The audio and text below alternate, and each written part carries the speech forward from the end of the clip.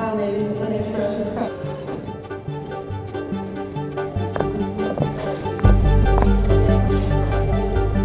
Clara, I'm from Madeira Island, Portugal. I'm Clementine and I'm coming from France. My name is Brigitta and I'm from Budapest, Hungary.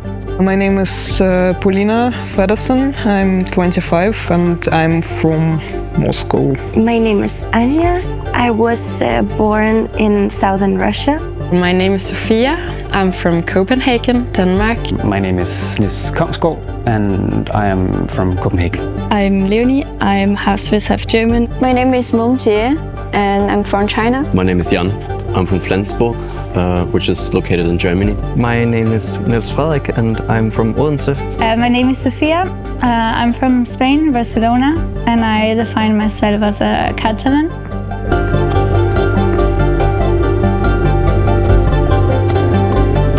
During my master, I've worked with different themes, both around something very near to me, my family, my grandmother, and her generation, and how they thought about each resources and how to optimize its use throughout the life. Not only to, for example, use a toothbrush once and like when it's done, throw it away, but she would kind of use it in so many different ways until it could not be used anymore at all. And I think that mentality is a really good reference for where I think we should all get back to thinking in this way of appreciating and optimizing all the resources that we have around us. So in this collection, I'm kind of focusing on the idea of a time capsule.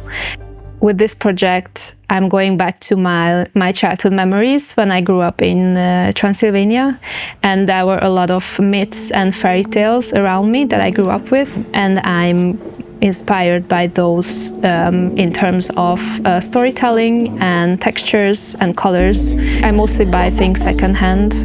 I also work in a secondhand store, so I'm always surrounded by these kind of memories and garments with previous lives. I'm like trying to understand the woman around me, so like mostly women from my family, and now I'm mostly focusing on older women that have been living their life and experiencing femininity through their whole life, and I'm mostly focusing on my grandmothers and my mom to make a personal storytelling that can like then help me build designs to help other women. I thought about this idea of having a letter, for example, as a washing tag or insert here by the neck, where you can write a favorite sentence or a memory, for example. So you have a close sentence which means a lot to you, close to yourself. So you're aware of it, nobody else. I try to design in a manner that, for example, if a consumer gets my garment and something happens to it, if it breaks, if it gets tarnished, they will get sad. Because I really try to design so that you would be able to build an emotional connection, kind of, with the garment.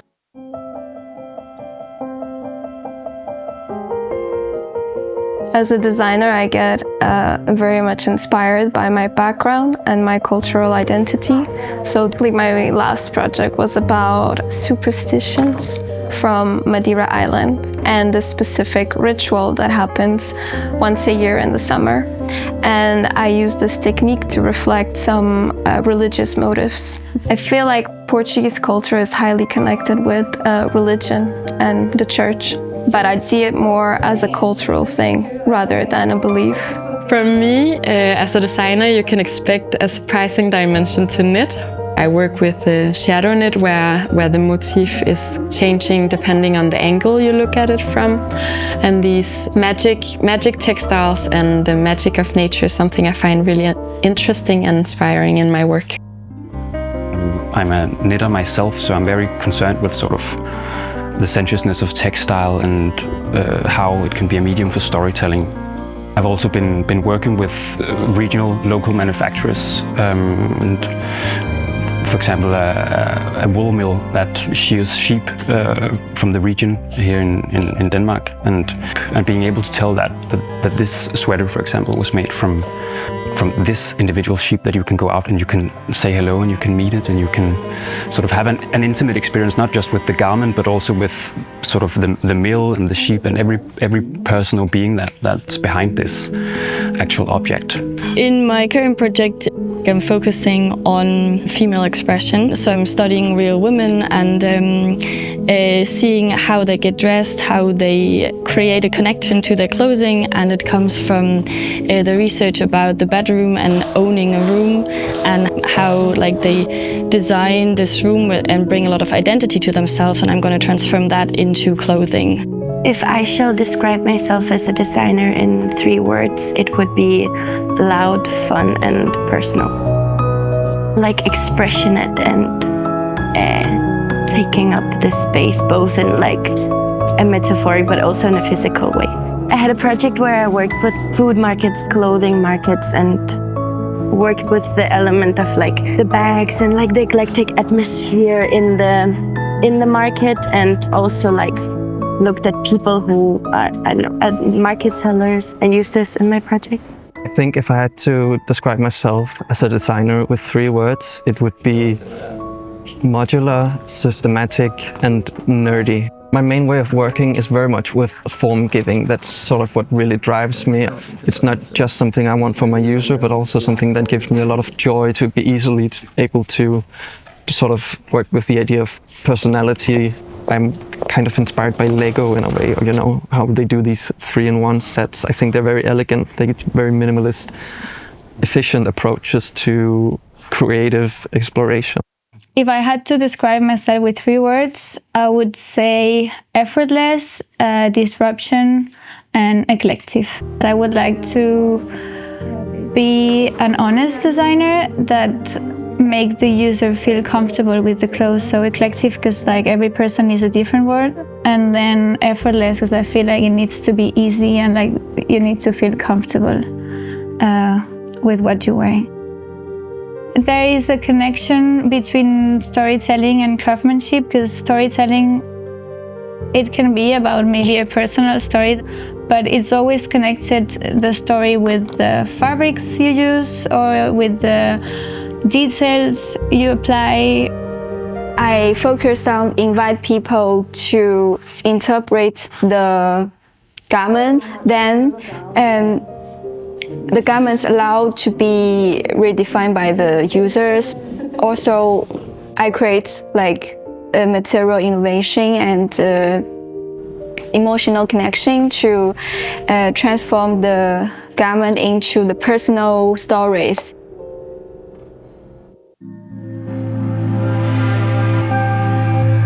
Fashion as one of the most resource-intensive industries is deeply implicated in our ecological crisis. And the main sustainability discourse today is not really addressing the issues of overproduction and consumption. It's rather lurking us into buying more products with better consciousness.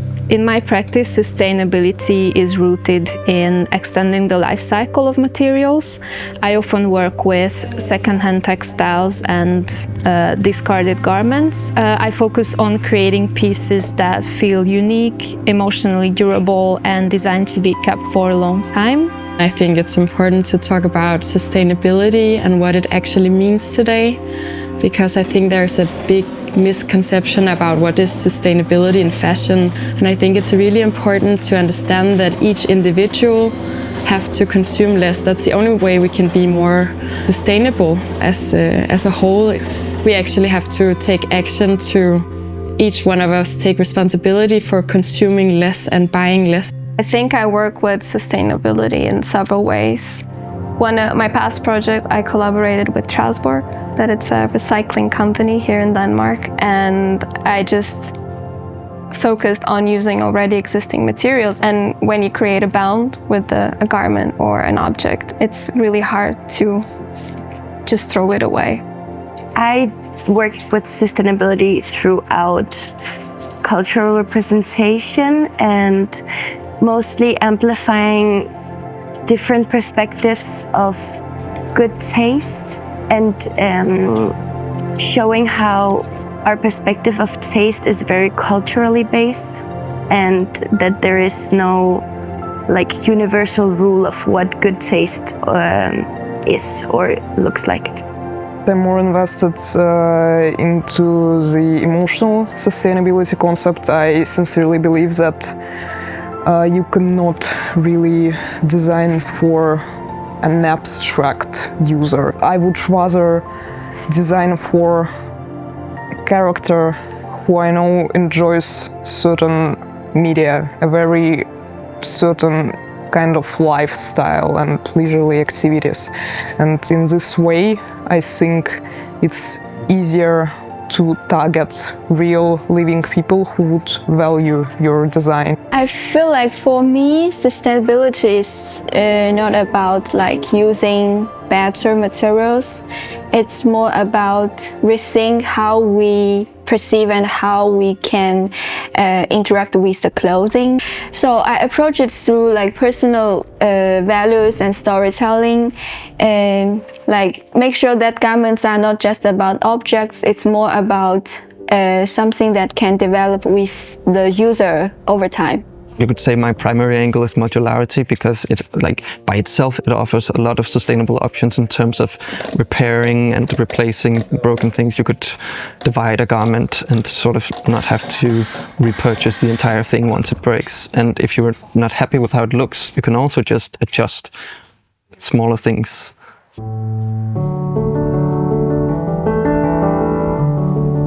I do hope that the consumption mentality has changed and people start valuing what's really important within craftsmanship. So for example, where I'm from, Madeira, we're losing all our artisans and craftspeople because, you know, older generations are dying and these old crafts are also getting lost. So in an ideal world, I feel like as a designer, I would love to have access to so many artisans and to keep the old crafts alive. What I expect from 2050 is that we celebrate skilled hands and have open hearts, and queerness and craftsmanship is celebrated, and maybe also traditional things, just like handcrafts and all that kind of stuff is more in the big picture. What I would like to see is people actually making their own clothes and have capsule wardrobes. In general, being mindful of every item that they decide to take care of for a long time. Also just an empathetic and open society that embraces freedom of expression for everyone. So maybe clothes would not be as easily disposable as today. I would love the fashion to kind of step backwards as when it was tailor-made and where you would get your things and they would fit perfectly. There's a lot of clothes that they never fit well on the body, they're just one type of body that they made to. They're not going to fit everyone, and then there's like this mass production that at the end they would use it one time and throw it. So I would like to go back to the tailor-made. For the year 2050, I would hope that we have gained a wider understanding of the ecological impacts of our actions and consequently have acted to shift this paradigm that we're in of disposability, and are instead more concerned with stewardship of the earth, basically, and like continuous care and respect for our wardrobe, rather than disposability and visual novelty. I would hope for a flourishing of local or regional small-scale manufacturing that's bringing back textile knowledge not only to the individual user, but also to society as a whole. I wish in like 2050 people would be like more careful about what they're buying and more like focusing on the story behind the garment and also like the craftsmanship behind it. Because that's something I'm like working with a lot as well, to like make well-crafted garments, mix old techniques with new technologies, so then it can all work together. I wish that I see people wearing clothes that they already bought in this year, so they keep their garments. And I would also love to see more collections developed from a female gaze. I just want to see boys in skirts, ministers in dresses, women in huge power suits, and also I wish that nobody would comment anything negative on the way the other person looks.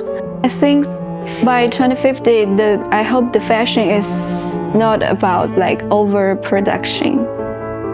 It's more about like longevity. Also, I hope that my design work can give different audience different meanings. Like you have your version, he has his version, like that. We can see different meanings behind this garment. I like the idea of the word fashion and all the connotations alongside it kind of dying out, because it's so influenced by these capitalistic renewal trends. I would like to see local productions of textiles being more prevalent. So I would like to see designs being something that transcends borders, and then the production staying local, having the materials stay local. A true value to the idea of moving design into something that's more open source, something that we can share a bit more of, rather than being tied to these very specific brands and ideas. If I could decide something, it would be that people live in more close connection to nature and the resources that nature is. So I think what is important and what I would like to see in the future is that people realize the true value of the nature, of the resources, of textiles, and begin to create closer links with each garment and each product that they buy, instead of buying more, then buy less, and then have a relationship, actually, like a human relationship with a garment. And I think that could be super interesting to imagine as for the future.